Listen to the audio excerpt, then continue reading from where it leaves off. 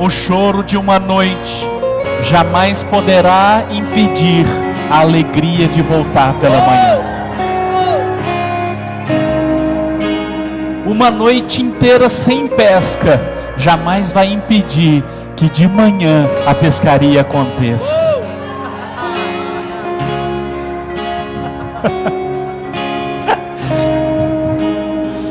Quando Abacuque escreveu esse salmo, que o inimigo vinha contra eles e que eles estavam em uma situação de escassez, ele fala no capítulo 3, escrevendo esse salmo: quando eu ouvi aquilo do Senhor, o meu coração temeu, minhas pernas estremeceu, porque eu entendi o que o Senhor faria com os inimigos. Contudo, ainda que a figueira não floresça, ainda que não haja gado no curral, ou o produto da oliveira minta, todavia eu me alegrarei no Senhor, no Deus da minha salvação. Obrigado, Senhor. Obrigado, Senhor, porque sabemos que independente do momento, o Senhor vem em nosso socorro. O Senhor é o nosso socorro, o nosso refúgio e a nossa fortaleza. Aleluia, aleluia. Dê um aplauso a Jesus, glorifique o nome dele.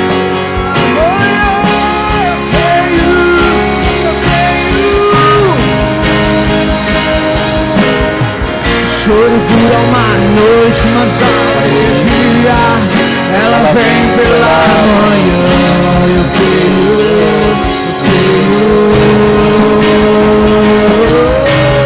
O choro dura uma noite, mas a alegria ela vem pela manhã.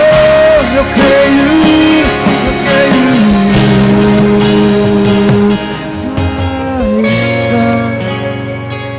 Aleluias, aleluias, nós cremos, aleluia, aleluia. Felizes são os que creem, amém? Nós cremos, graças a Deus, graças a Deus. Querido, se você tiver com alguém aí da sua casa, dá um beijo, de longe para os irmãos, dá um sorriso com os olhos.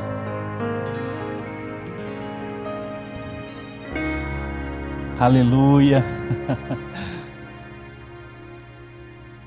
Graças a Deus. Deixa eu ver uma coisa aqui. Quantos estão com calor? Que bênção, irmãos. Que bênção. Quando fica pronto o ar, ninguém mais vai reclamar do frio. Brincadeira. Graças a Deus. Deus abençoou uma pessoa. Entrou com uma oferta para nós, já começamos as instalações aqui. Ainda tem um detalhe na CEMIG que a gente vai ter que ver por causa da potência, né? Que são 4 ar-condicionados de 60 mil BTUs, né? E tem mais o ar aqui da bateria, enfim. Então nós vamos ter que mexer em umas coisas da CEMIG também. Mas daqui a pouco vai ficar tudo pronto, tá bom? Eu só vou esperar esquentar mais um pouco, estou brincando. Brincadeira. Queridos, eu quero continuar um assunto com você. Na verdade não tem a ver o assunto, mas é no mesmo texto. Quarta-feira nós começamos a conversar aqui em Marcos capítulo 4, versículo 35 até o 41. E depois eu fiquei olhando ali um versículo ali, alguma coisa ficou, sabe, assim, mexendo assim no meu coração. E pela direção do Espírito do Senhor, quero continuar com você aqui no texto de Marcos, amém? Então, não é a mesma mensagem, mas continuando, por favor, abra sua Bíblia em Marcos, capítulo 4, versículo 35.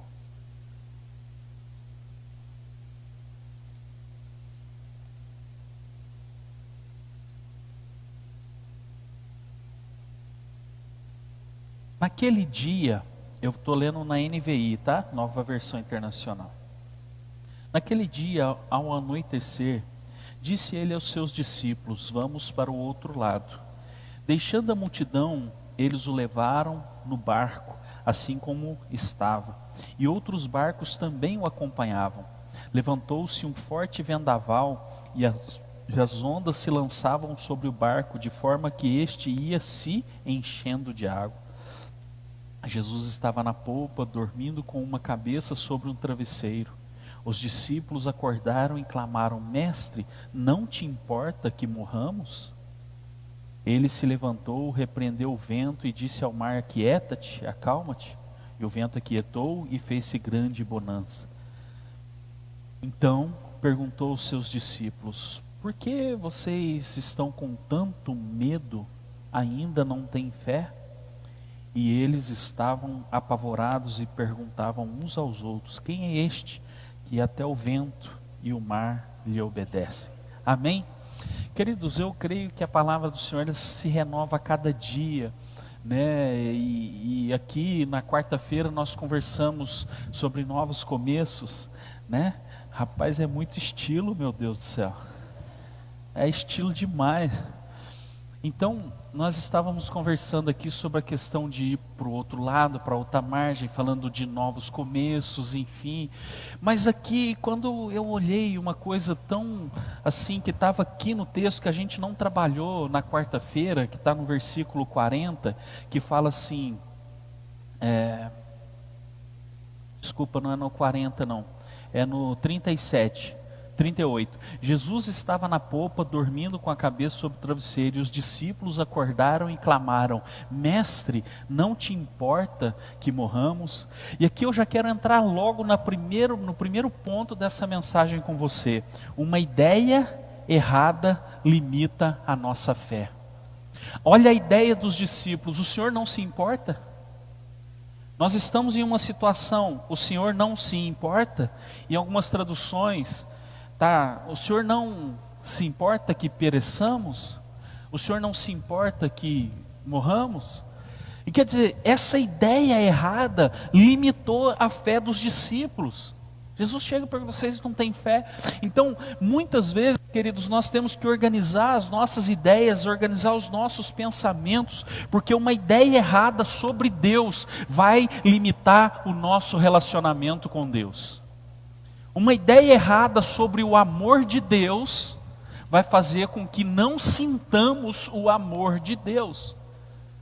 Uma pessoa que de repente não entendeu ainda que Deus nos ama, apesar de nós, porque o amor de Deus é incondicional, e não importa o que façamos de bom, que Deus vai nos amar mais, ou o que façamos de ruim, que Deus vai nos amar menos.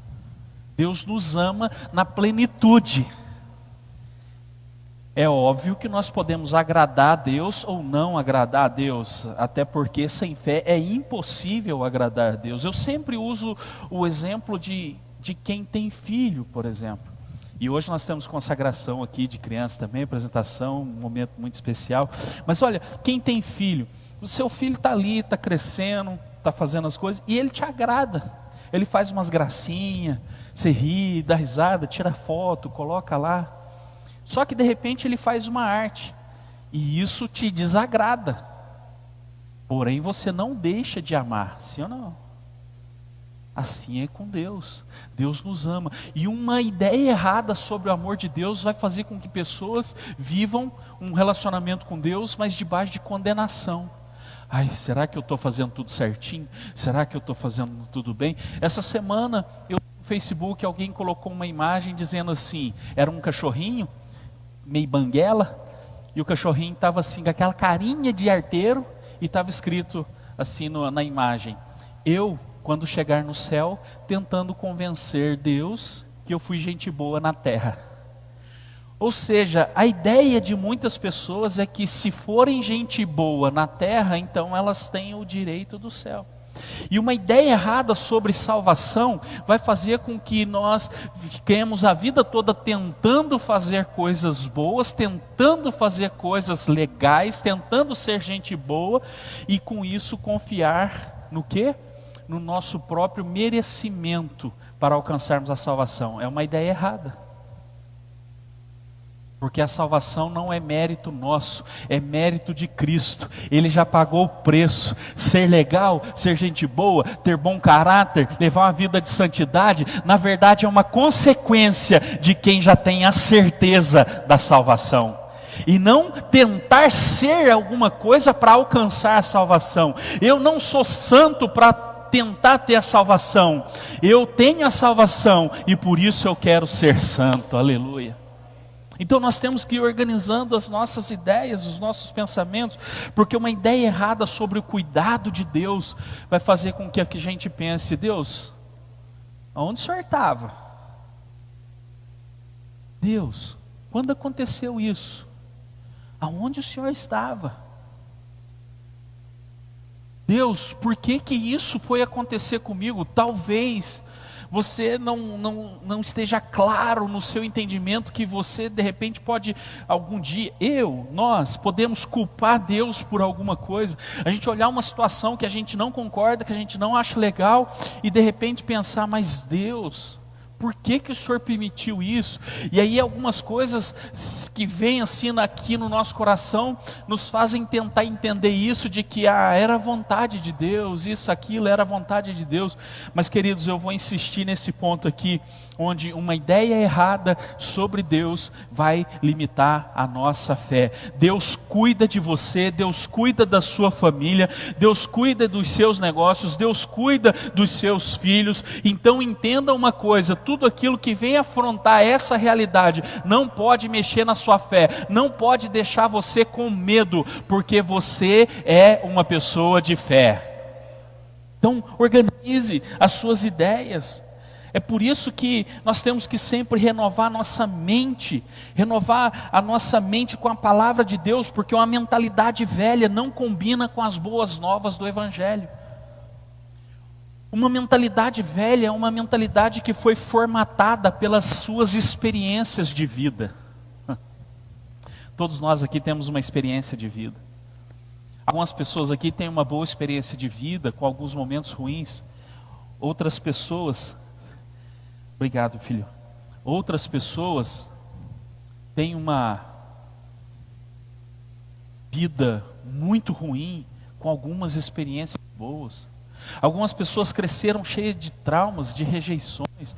Outras pessoas cresceram debaixo de amor e de cuidado. Mas eu não vim aqui simplesmente para dizer para você quem está errado nessa história toda.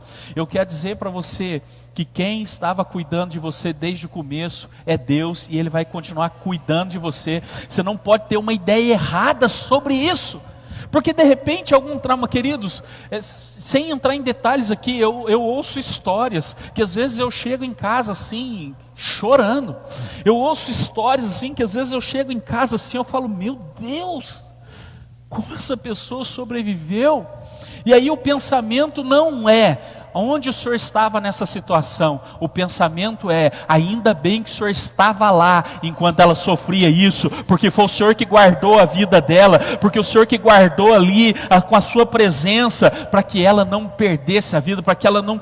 Então, queridos, nós precisamos começar a ter uma mentalidade renovada, para a gente entender de fato que as nossas experiências muitas vezes podem até ajudar, ou outras vezes pode atrapalhar a nossa fé. As nossas ideias, que muitas vezes são formatadas pelo que nós vivemos com relacionamentos ruins. Uma pessoa que teve alguns relacionamentos ruins, ela fecha o seu coração e diz: homem não presta. Eu sei que mulher nunca fala isso, eu estou falando por hipótese. Mulher nunca fala: homem é tudo igual. Vocês não falam isso. Isso aí é lá em outro mundo, lá em Marte. É as mulheres que são de Marte? Não, os homens que são de Marte? Então arruma outro planeta para vocês, vai. Por quê? Porque experiências erradas. Uma pessoa que eu ajudei muito. Eu não sei se eu já contei aqui na igreja uma experiência que eu tive há muito tempo. Eu era guri, assim, garoto, e tinha uma pessoa que pedia esmolas, né? E lá na minha casa não tinha muro, assim, não tinha grade. Então a pessoa que entrava assim, entrava na garagem e já entrava na casa. E a princípio, Quando eu escutei bater palma assim, eu já levantei correndo. Eu estava jogando Atari. Quem lembra do Atari? Anos 70 aí do seu nascimento, né? E aí eu pulei e fui correndo para atender. E tava um cara bem alto, cabelo enrolado assim, bem grande, com uma bermuda, descalço, com as sacolas na mão. E ele estava babando assim, e a princípio eu fiquei um pouco com medo, era criança. Aí eu falei, o quê? Aí ele falou assim, fala para sua mãe dar alguma coisa para mim. E aí eu fui chamar minha mãe estava do outro lado do quintal, ela tinha lavado roupa. E não tinha máquina de lavar, não tinha tanquinho, né, irmãos? Era ali, punha a roupa para coarar, sol, sabão. Depois pegava a roupa e pau nela. E tal, aquele processo todo, enxaguar, pôr no varal. Enquanto eu fui chamar minha mãe, ele entrou e pegou algumas coisas em cima da geladeira, relógio do meu pai, que ele tinha ganhado do meu avô, relógio da minha mãe, tinha uma carteira lá, e a gente não viu. E assim, logo que ele saiu e foi embora, minha mãe percebeu, e ali foi muito chato. Aí eu pequeno, falei assim, nunca mais eu vou dar nada para ninguém. A gente está ajudando a pessoa, e a pessoa ainda faz isso. O dia que eu encontrar com esse cara, eu vou dar um pau nele. Meu pai falou, rapaz, ele é grande para você, irmão, um dia eu vou crescer. E queridos, depois eu continuei vendo esse homem, e na verdade, depois eu fui sentindo cada vez mais compaixão por ele. Mas o que eu quero dizer com isso é que uma experiência ruim limitou o fato de que eu poderia de alguma forma ajudar aquela pessoa. Você ajuda alguém, alguém pisa na bola com você, você fala, nunca mais ajudo ninguém. Você vai numa igreja e de repente você não foi cuidado como você gostaria, ou não foi cuidado como você merecia, e de repente alguém fez ou falou alguma coisa ruim para você e aquilo te machucou, você diz, eu nunca mais vou numa igreja. E assim muitas vezes as nossas ideias são formatadas por aquilo que nós vamos vivendo, a partir dos relacionamentos que nós temos. Mas hoje você veio aqui mais uma vez para uma manhã de renovação de mente. Por quê, querido? Porque somente com a nossa mente renovada que nós vamos ter uma ideia correta sobre Deus. E uma ideia correta sobre Deus vai mudar a nossa mente, a nossa atitude e a nossa confissão. Uma ideia certa sobre Deus, querido, uma mente renovada vai mudar a nossa mentalidade, a nossa atitude, a nossa confissão. Enquanto os discípulos estavam falando, não importa que nós venhamos a morrer, a perecer, o Senhor não se importa com isso. E uma mente renovada como a de Jesus sempre foi, pelo Espírito do Senhor, como diz Atos 10:38, e Jesus de Nazaré fez milagres, expulsou demônios e tal, porque o Espírito do Senhor era com ele, ele era todo ungido ali, e a confissão dele foi diferente da confissão dos discípulos. E aqui eu entro no segundo ponto dessa mensagem com você.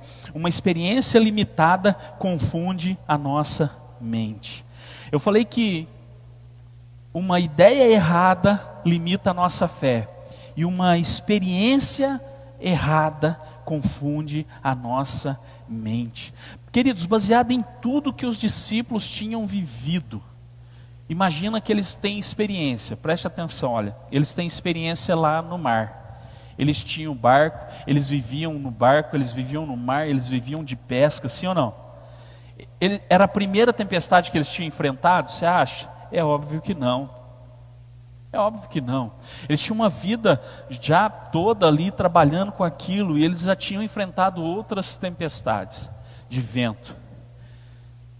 E baseado em toda a experiência que eles já tinham vivido, e muitas vezes ruins, eles estavam pensando agora, nós vamos afundar, porque agora as ondas estão maiores do que as outras, porque agora a água está entrando dentro do barco, porque agora nós vamos perecer.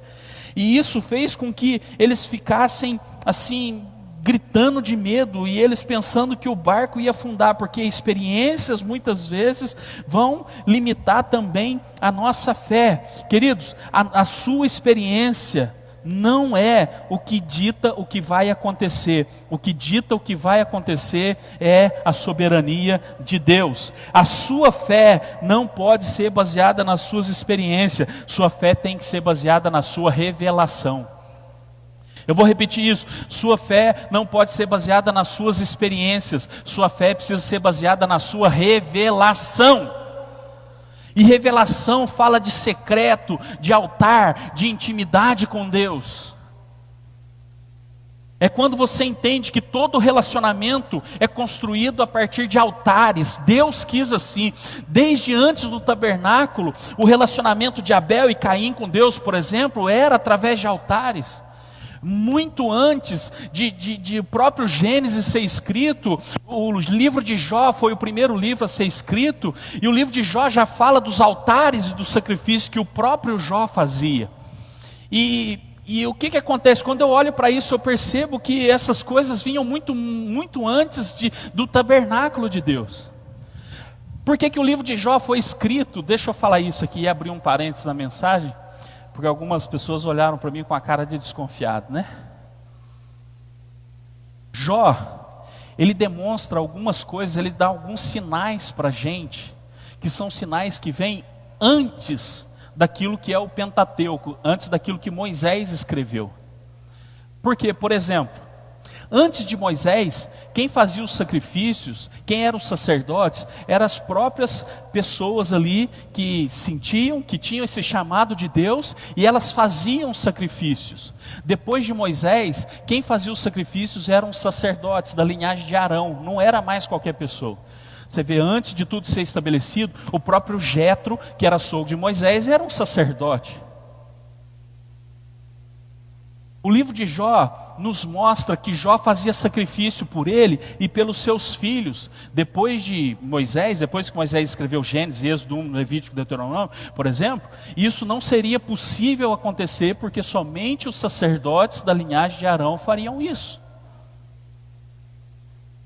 Jó fala alguns detalhes, inclusive, de antes da formação do mundo, das estrelas. São muitos detalhes que nos dão alguma direção de que Jó foi escrito antes. E por que Jó está depois? Você sabe, a Bíblia foi organizada dessa forma. Os 5 primeiros livros, depois os livros poéticos, né, que aí entra ali Salmos, Provérbios, Eclesiastes, tal, Jó está nesse. Tem os livros históricos, né, Crônicas, Reis, Samuel. Tem os livros proféticos, que aí entram os profetas maiores e os profetas menores, que na verdade eram colocados num canon só, num livro só, os 12 profetas menores. Bom, enfim, fecha parênteses, vamos voltar aqui para a mensagem do Senhor. O que nós precisamos entender é que todo relacionamento, ele é construído através de altares. O relacionamento com Deus, você olha os altares. O altar do sacrifício, que era aquele altar de pedra. O altar de bronze, que ali no santo lugar eram feitas orações e o incenso. E o altar de ouro, que era a arca do Senhor, que ficava lá no santo lugar. Toda vez que alguém ia fazer uma aproximação, ele tinha que passar por esses altares. O altar do sacrifício, o altar da oração e o altar da presença. Não se podia de forma alguma simplesmente entrar no altar da presença sem antes passar nos devidos altares. Quantos estão me entendendo aqui? Quarta-feira eu até citei isso sobre o relacionamento de pessoas que marido e mulher, por exemplo, namorados, são formados por altares. Por exemplo, o namoro. O namoro é o primeiro altar e é o conhecimento da mente. O noivado é o segundo altar, porque é o conhecimento do coração. O casamento é o terceiro altar, porque é o conhecimento do corpo. E aí eu preciso entender isso, que cada um tem um processo. Não tem como alguém querer estar namorando, que é o conhecimento da mente, saber o que ela pensa, seus sonhos, seus projetos, suas intenções, e simplesmente eu sair do namoro e ir para o conhecimento do corpo. Por quê? Porque eu estou pulando etapa, e isso tem muita chance de dar errado. Muita chance de dar errado. E da mesma forma que eu não posso simplesmente sair do namoro e vim para o noivado, e o noivado é o conhecimento do coração. Agora, muito mais do que saber o que a pessoa pensa, saber quais são os projetos e planos dela, é saber como ela é de fato como pessoa, porque no namoro, naquele primeiro altar, muitas coisas são superficiais. O noivado aprofunda o relacionamento. O noivado, ele aproxima muito mais, ele mostra verdadeiramente o coração. E aí depois eu vou para o casamento, que é o conhecimento do corpo. Agora, quando eu começo a observar essa questão e digo que a nossa fé, ela não é formada a partir das nossas experiências, mas sim a partir da revelação que nós temos de Deus, nós começamos a entender que cada processo de altar com Deus, dos nossos altares com Deus, vão ampliando a nossa fé. Amém? Então, sua fé, querido, precisa estar baseado nisso. Por quê? Porque enquanto os discípulos estavam gritando, esperneando, Jesus estava descansando e dormindo. Quanto mais fé você tem, mais condição você tem de descansar. Quanto mais agitado nós estamos, é porque nós estamos mais preocupados com a tempestade. E tempestade está tendo bastante. Amém? Tempestade está tendo bastante. 2020 está aí esse ano, esquisitão, e é o ano de nós sermos boca de Deus, é o ano das boas novas do Senhor, porque enquanto está tudo esquisito lá fora, nós temos uma resposta, porque agora faz sentido ter fé, agora é que faz sentido ter relacionamento com Deus. Então, assim como você precisa desses altares para você ter uma aproximação, essa aproximação vai aumentar a sua fé. Enquanto isso, se você for esperar a sua fé crescer apenas pelas experiências de vida que você tem, na verdade a nossa fé vai diminuir, porque cada vez mais parece que nós nos decepcionamos com situações ou com pessoas, cada vez mais parece que o mundo está esquisito e de cabeça para baixo, mas a igreja precisa cada dia ser aperfeiçoada no Senhor, porque o Espírito Santo está trabalhando para apresentar a Deus uma igreja gloriosa. O medo e a fé não podem habitar juntos. Eu vou repetir isso, que é importante você guardar. Ainda que não seja uma frase de efeito, entenda que medo e fé não habitam juntos. Aonde existe medo, a fé não tem espaço. E aonde existe fé, o medo não tem espaço. Por que eu estou afirmando isso? Versículo 40, está escrito assim: e perguntou aos seus discípulos: por que vocês estão com tanto medo? Ainda não tendes fé? Entendeu? Vocês estão cheios de medo. Por que estão cheios de medo? Porque ainda não têm fé. Fé e medo, queridos, eles não combinam. E se alguma situação da sua vida você está vivendo com medo, entenda isso, por mais que a mensagem seja tão simples, entenda uma coisa, porque o Senhor não veio te trazer aqui para te dar coragem, o Senhor te trouxe aqui para aumentar a sua fé. Amém? Coragem é bom também, mas não é para isso, é para aumentar a fé. Então entenda uma coisa muito importante. Eu estou com medo de como vai terminar esse ano, eu estou com medo como vai ser meus filhos, eu estou com medo porque parece que sempre o inimigo está me rondando, eu estou com medo porque parece que sempre a escuridão tenta me envolver, eu estou com medo de escuro, eu tenho medo de ficar sozinho em casa, eu estou com medo do meu trabalho, eu estou com medo disso, daquilo. Esse medo só vai encontrar espaço, querido, onde você não dá espaço para a fé, porque a fé não é algo que simplesmente vai te dar coragem, mas a fé é algo que vai te trazer confiança. Confiança. Confiança é melhor que coragem ou não? Eu vou jogar essa pergunta aí só para você pensar um pouco. Confiança é melhor que coragem ou não?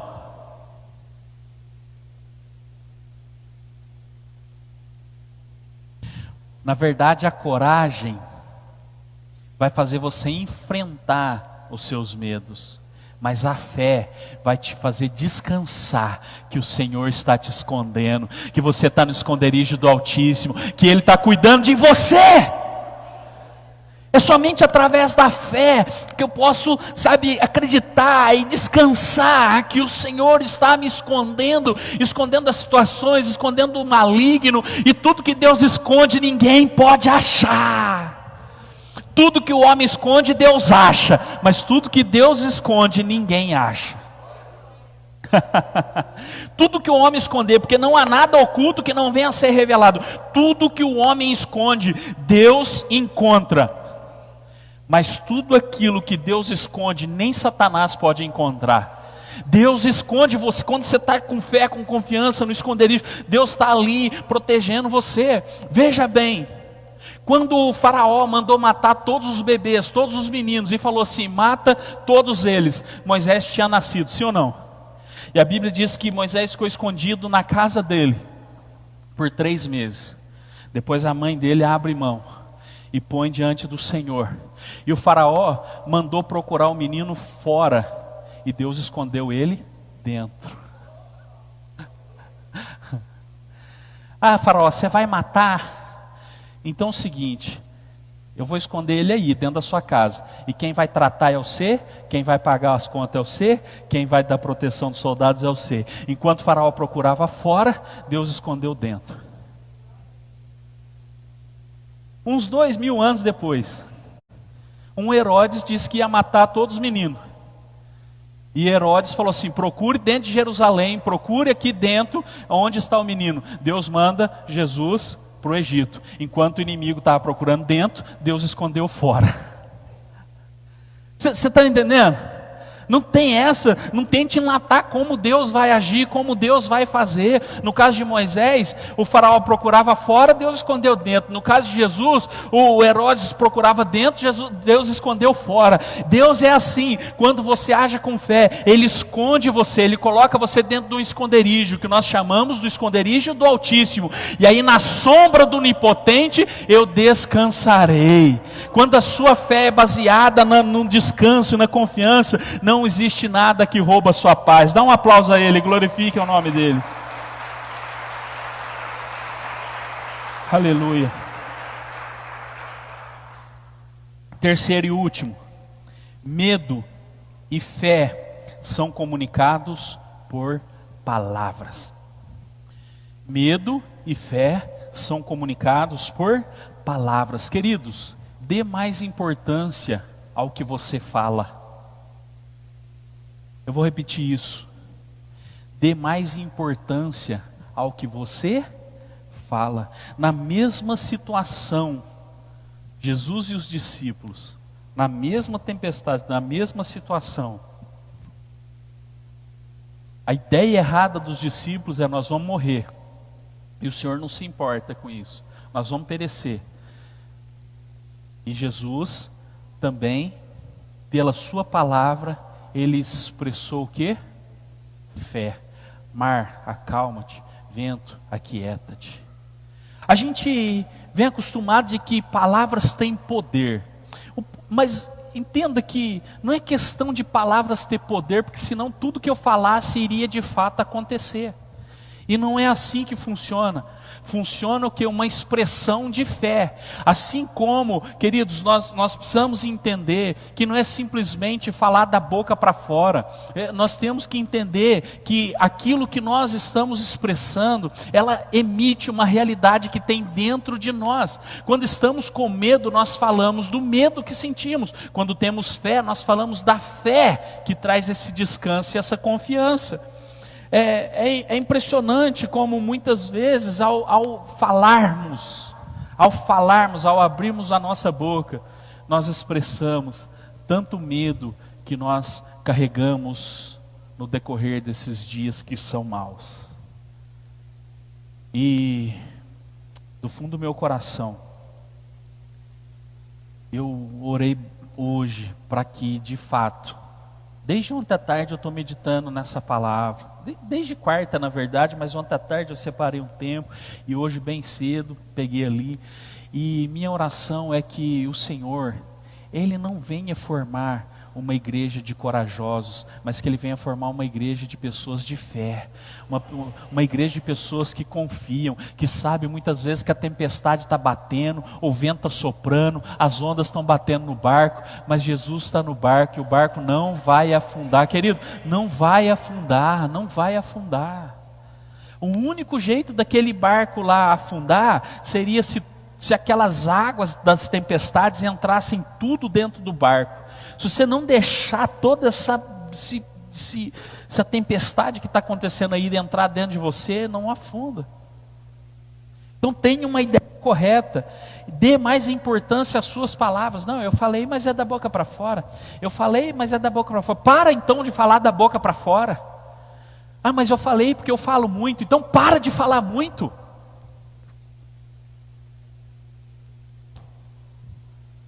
Eu falei porque eu sou assim mesmo, eu falo demais, então para de falar demais, dê mais importância à sua palavra. Eu quero ler um texto com você, eu não vou citar não, está lá em Tiago, abra aí Tiago capítulo 3.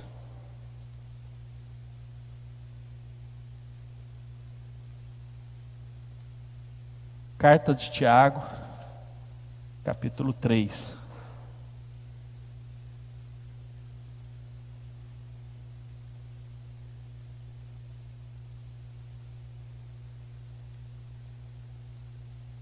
Eu vou ler aqui nessa versão para todo mundo acompanhar comigo. Meus irmãos, muitos de vós não sejam mestres, sabendo que receberemos mais duro juízo. O que ele está falando? Tem gente que quer saber muito, mas a quem muito é dado, muito também é cobrado. Porque todos tropeçamos em muitas coisas. Todos tropeçamos em muitas coisas. Se alguém não tropeça em palavra, o tal é perfeito. A palavra perfeita ali é teleios, significa maduro. Se alguém não tropeça em palavras, essa pessoa é madura, ela tem maturidade. E poderoso para também refrear todo o corpo. Ou seja, quem consegue dominar a língua, domina todas as suas ações e reações. Faz sentido isso para você? Não falou aquilo para mim, não conforme, eu vou... Não, quem consegue dominar a língua, domina todo o corpo. Toda a ação e reação. E tem muita gente vivendo de reação. Vem uma ação e a pessoa parte para a reação. Ora, nós pomos freio nas bocas dos cavalos para que nos obedeçam e conseguimos dirigir todo o seu corpo. Vede também as naus, os navios, que sendo tão grandes e levadas de impetuosos ventos, se viram com um bem pequeno leme para onde quer a vontade daquele que os governa. O navio é grandão. A vela lá, o vento está soprando, mas o que dirige o navio é um pequeno leme. Ele está comparando a língua, é um pequeno órgão. Misericórdia, cuidado para não morder a língua aí, irmãos, estou brincando, vamos lá. Assim também a língua é um pequeno membro e gloria-se de grandes coisas. Vede quão grande bosque um pequeno fogo incendeia. Deixa eu ver o último aqui. A língua também é um fogo, como um mundo de iniquidade. A língua está posta entre os nossos membros e contamina todo o corpo, e inflama o curso da natureza, e é inflamada pelo inferno. Quem não consegue dominar sua língua, tem sua língua inflamada pelo inferno. Toda vez que você for começar uma frase assim, ó, você está sabendo... Para de falar antes. Você ficou sabendo?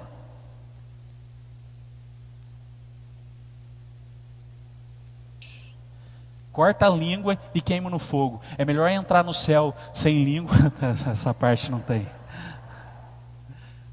do que ir para o inferno com a língua. Irmãos, sabe? A gente, olha, deixa eu ir direto aqui para o ponto, que essas coisas me deixam nervoso.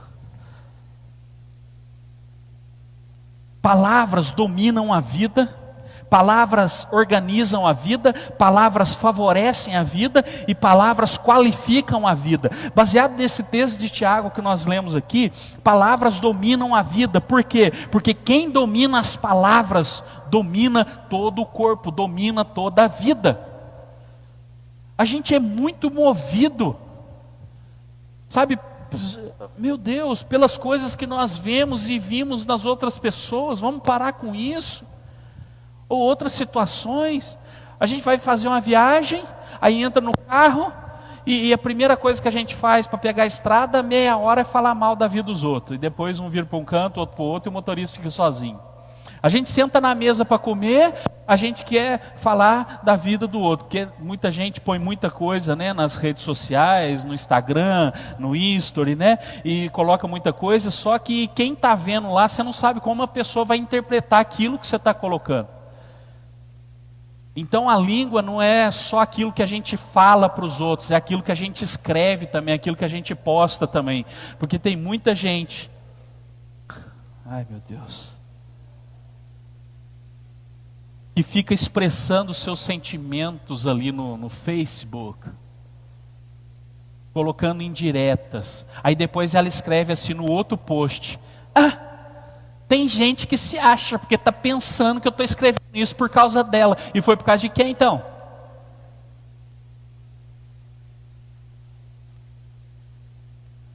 Palavras dominam a vida. Se você consegue ser prudente nas suas palavras, você vai ser uma pessoa madura. Fale de sonhos, fale de projetos, fale de Deus, fale, sabe, de seus planos, fala sabe, daquilo que o Senhor tem falado e ministrado ao seu coração.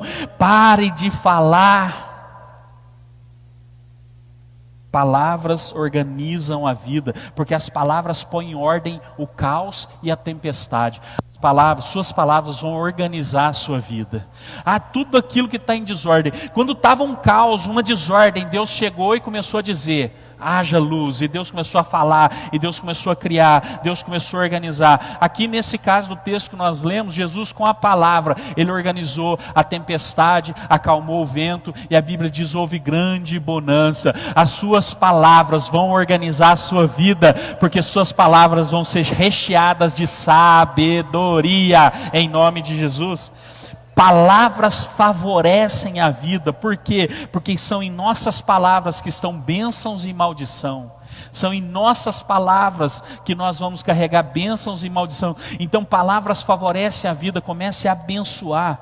E palavras qualificam a vida. Por que palavras qualificam a vida? Porque se a gente olha que a boca fala o que o coração está cheio, se a gente percebe que dentro dessa ideia, uma mesma fonte não pode sair água doce e água amarga, se a gente percebe, meu irmão, esses ensinos de Jesus, nós vamos perceber também que quando nós renovamos a mente, nossas palavras são diretamente atingidas, nossa linguagem é atingida, e aí nós passamos a falar menos da nossa condição e passamos a falar mais da nossa convicção. Fale menos da sua condição e fale mais da sua convicção. Muitas pessoas estão abrindo suas vidas, seus casamentos, abrindo problemas que passam, às vezes em casa, para outros, e falam, e contam no trabalho, e contam não sei aonde. Queridos, mas foi para minha melhor amiga, foi para o meu melhor amigo. Acontece que nem sempre o seu melhor amigo é o melhor amigo, você é o melhor amigo dele também, porque ele tem outro melhor amigo, que tem outro melhor amigo, que tem outro melhor amigo, que tem a torcida do Flamengo como amigo. E não passe para frente aquilo que chegou em você. Segura, guarda. Por quê? Porque eu estou nesse ponto. O medo e fé são comunicados pelas palavras. E quando nós percebemos essa diferença, nós vamos ver enquanto os discípulos estavam dizendo que eles iam perecer, Jesus estava acalmando as coisas, porque tudo aquilo que ele tinha dentro, ele colocou para fora. Jesus estava dormindo com uma almofada. Quando ele abriu a boca, ele falou da paz que ele estava sentindo e acalmou tudo ao redor. Último texto para a gente encerrar. 2 Coríntios 4:13.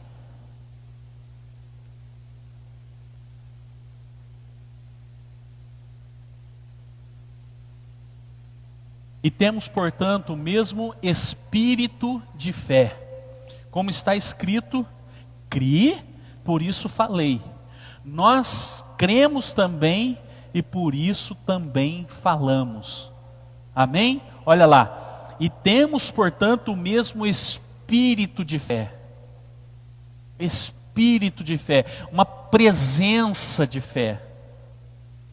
Um ambiente de fé. Como está escrito, criei, por isso falei. Querido, você vai receber uma unção hoje para você falar mais da sua convicção do que da sua situação, porque situações passam, convicções são eternas. Situações vão mudar, convicções elas são princípios, elas são imutáveis. E aí quando nós cremos, nós vamos também falar, sim, estamos em uma tempestade, e não é só nós, não é só o Brasil, não é só a igreja, estamos em uma tempestade, mas em nome de Jesus a tempestade vai passar, o vento vai acalmar, minha situação vai ser boa, a minha vida vai ser organizada por aquilo que eu creio e eu falo. Criei e falei, e eu creio que você e sua casa vão entrar nessa bonança da palavra em nome do Senhor Jesus. Dê um aplauso ao Senhor, glorifica ao Senhor. Aleluias, aleluias. Se coloque em pé, meu irmão, eu quero orar com você antes da nossa apresentação aqui. Aleluia, aleluia, aleluia. Para a gente orar aqui, lembre de novo do que nós falamos no começo, no início. Uma ideia errada limitou a fé dos discípulos. Mestre, o Senhor não se importa? Qual é a ideia errada que talvez nós podemos estar carregando hoje? Qual ideia errada? Porque muitas vezes algumas coisas podem não estar dando certo na nossa vida e a gente acha assim, isso aí é da vontade de Deus.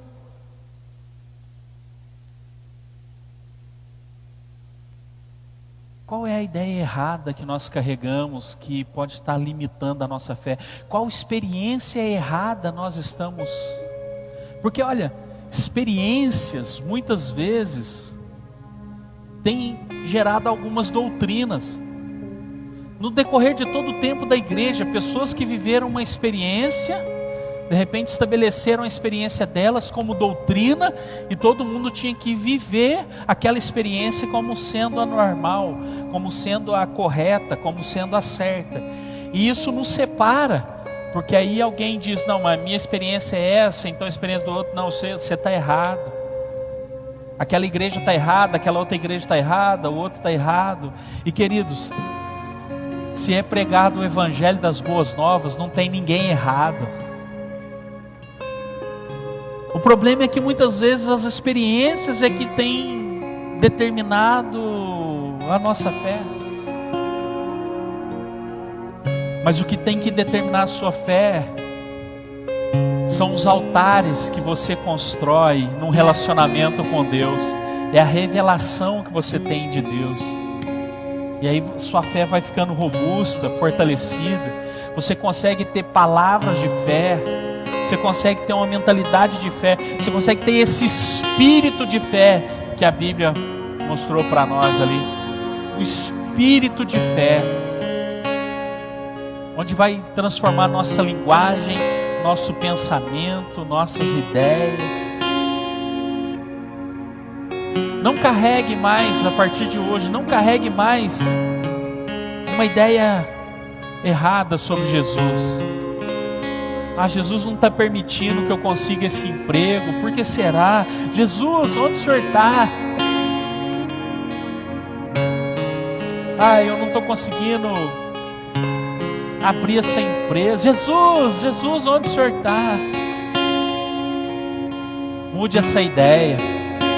A Bíblia diz: eu bem sei os pensamentos que tenho sobre vós, diz o Senhor, pensamentos de paz e não de mal, para vos dar um futuro e uma esperança. Um futuro e uma esperança. Senhor, não queremos carregar, Pai, ideias erradas a respeito do Senhor. Não queremos carregar, Pai, pensamentos errados a respeito do Senhor. Não queremos carregar, Senhor,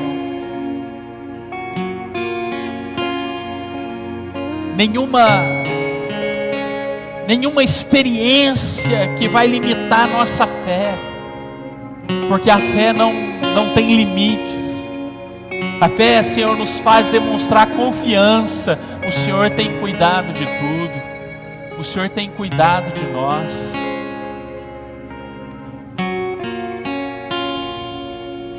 Papai, se existe ainda espaço para o medo na nossa vida, que a fé possa ser estimulada nessa manhã, Senhor, de adoração, nessa manhã, Senhor, tão tremenda, tão maravilhosa, que a fé possa ir crescendo dentro de nós, que a fé possa ir tomando espaço, que o medo, por causa das nossas experiências, o medo foi crescendo, por causa das nossas frustrações, o medo foi crescendo, por causa de nossas, às vezes, enfermidades, o medo foi crescendo, por causa das nossas frustrações, o medo foi crescendo, por causa das nossas decepções, o medo foi crescendo, e a incredulidade, Senhor, tomou conta em algumas áreas da nossa vida. Mas Espírito Santo, estamos aqui com o coração quebrantado, para que a nossa fé seja ampliada dentro de nós, para que a nossa mentalidade seja renovada, para que a nossa linguagem seja restaurada, para que possamos falar mais das nossas convicções do que das nossas situações.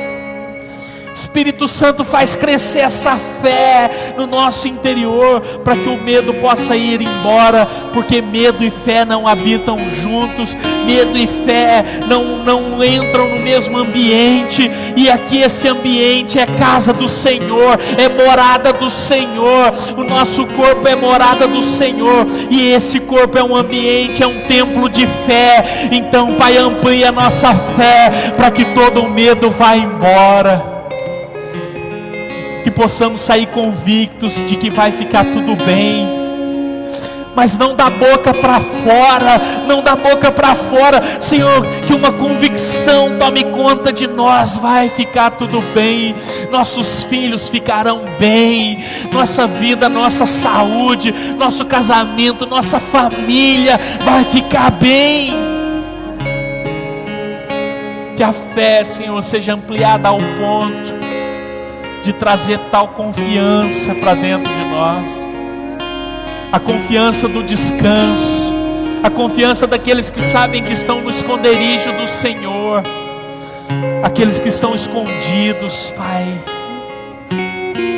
aqueles que estão guardados, protegidos. Continua assim, querido. O Espírito Santo está trabalhando. Eu sinto o Espírito Santo trabalhando em muitos corações. Medos estão indo embora. Continue assim, só assim. Vai falando com Ele, deixa Ele te ministrar. Deixa Ele te ministrar. Deixa o Espírito Santo te ministrar, para que o medo vá embora. Para que o medo vá embora.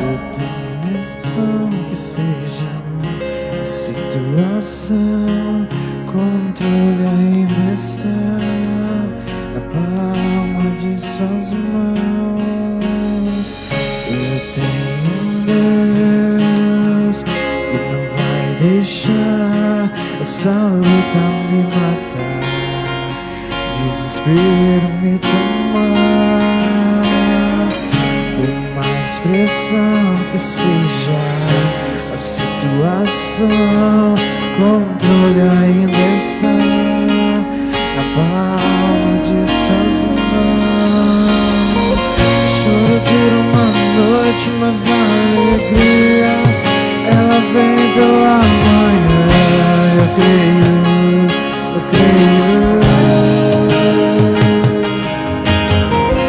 Choro dura uma noite, mas a alegria ela vem pela manhã. Eu creio.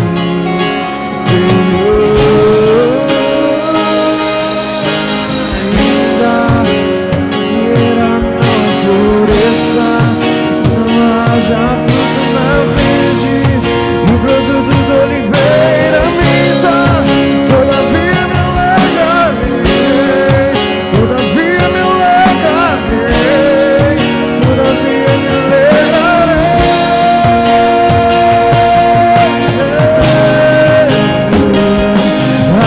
Ainda que a figueira não floresça, e não haja o fruto da vide, e o produto da oliveira minta, todavia me alegrarei, todavia me alegrarei, todavia me alegrarei.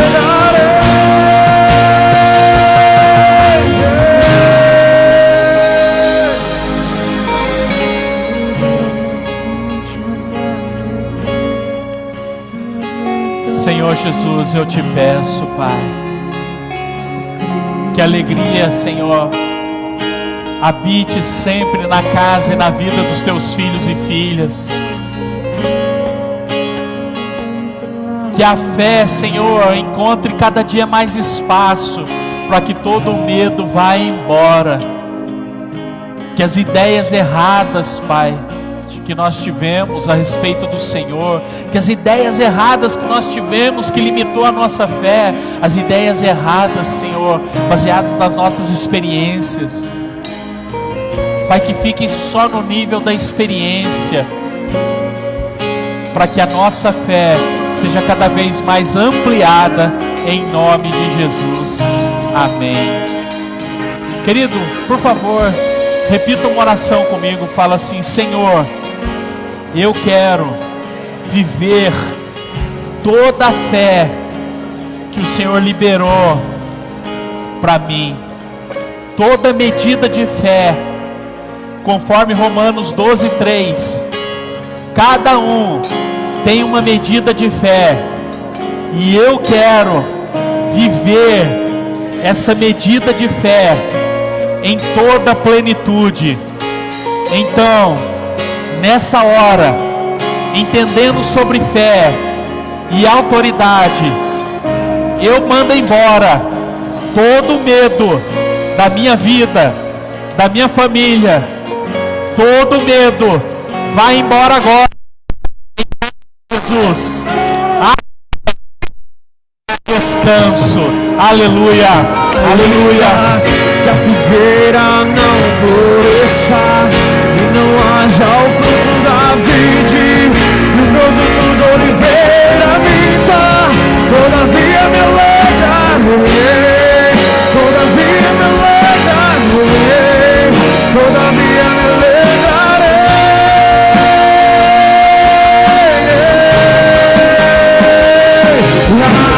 Ainda que a figueira não floresça e não haja o fruto da vide, e o produto da oliveira minta, todavia me alegrarei, todavia me alegrarei, todavia me alegrarei. Aleluia, aleluia.